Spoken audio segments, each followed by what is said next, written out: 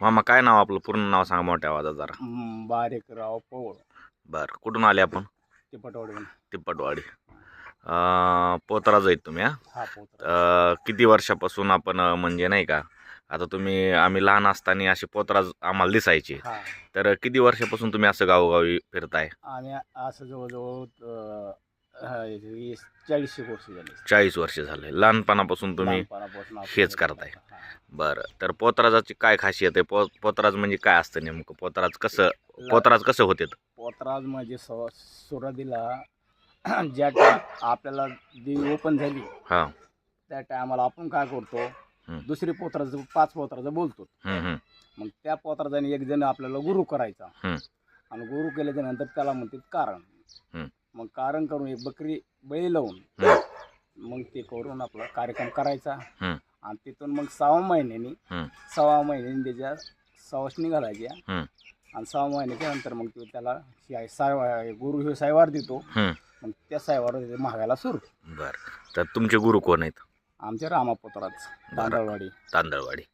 बरं, तर तुम्ही हे पोतराजी जे गाणी म्हणतात तर तुमचं म्हणजे कसं असतं, काही देवीच्या ठिकाणी असते तर तुम्ही कुठल्या म्हणजे असे देवीचे ठिकाणं असते तर कुठल्या देवीला जातात तुम्ही?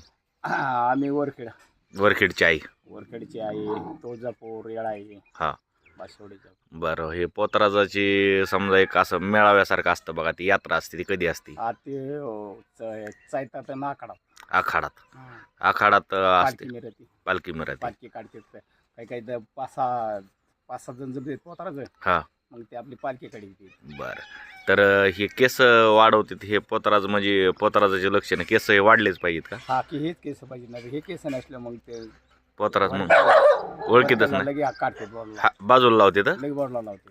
हा सायवर विसरून घेते. हा ते लगा असतो. बरं, आपले शिंदी कित नाही हा का शिंदीवरला हा मग त्याच्या हाताने हे करावं लागतं. बरं, त्याला काय म्हणते? त्याला वारू.